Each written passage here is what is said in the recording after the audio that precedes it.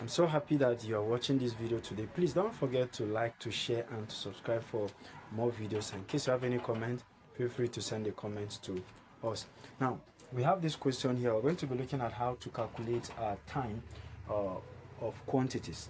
Now, we'll be finding the time of quantities. Now, I have a question here that says a body uniformly accelerates from rest at 8 meters per second squared. In how much time will the body travel a distance of 2.5 kilometers? Now, just as I always say in our previous videos, that anytime you have a question like this, the first thing you have to do is to bring out your parameters. If you bring out what you have, that will give you an idea on this formula to be used, the relationship you are to use. Now, we have given. So a body uniformly accelerates from rest.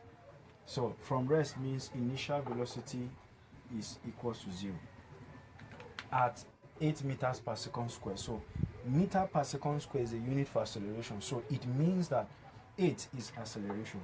So acceleration is A, which is 8 meters per second squared. In how much time will the body travel? So we have T is the question. A distance of, so distance, which is S, is given as 2.5 kilometers. But if you look at this distance, it's given in kilometers. And here you have the acceleration in meters per second squared. So it means that this is the standard unit for acceleration, and this has to be in its standard unit. So the distance here has to be in the standard unit. And the standard unit for distance is meters. So we're going to change kilometers to meters. How? By multiplying by 1,000. Because 1,000 meters will give us 1 kilometer. 1,000 meters will give us 1 kilometer. So if you are changing kilometers to meters, you multiply by 1,000. But if you are changing meters to kilometers, you divide by 1,000. So if you multiply this, you're going to be having S will now become 2,500. Because I said there's always an easiest way. If you don't have a calculator, remove this point. What we haven't left is 25. So when you remove the point, you cancel 1 0. So it will be 25 times 100. That's 2,500. So that's what you will be having. Okay. So don't forget meters. So this is the standard unit now. So if you have this, there's a relationship between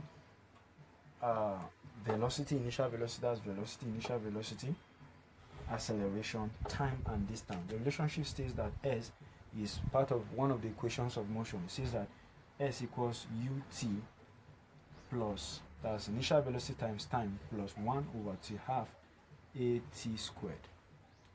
So we'll have S, which is 2,500 meters.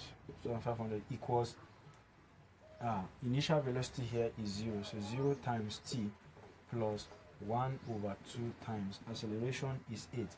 8 times t here, t squared. So what I have is 2,500 equals, this times this is 0 plus 2 can go here, 1, 2 here is 4. So what you have is 1 times 4 times t squared. So you have 2,500 equals 4 times this is 4t squared. So what you do is divide both sides by 4. Divide both sides by 4. So what you are having left is going to be 4 into this. 4 into 25 is 6. And that 100. And that 1 rather. That's 100 here, yes. And that 100. So 4 into 100 is 25. So what you have is 625, which is equals to t squared. So, but what we're looking for is not t squared. What we're looking for is t. That's the time.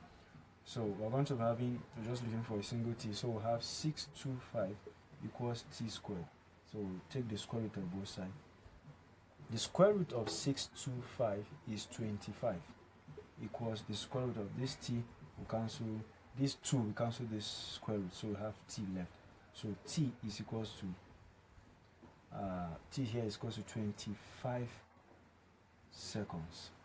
So the time, in how much time will the body travel? So the body will travel in 25 seconds. So this is the solution to this question. Thank you for watching.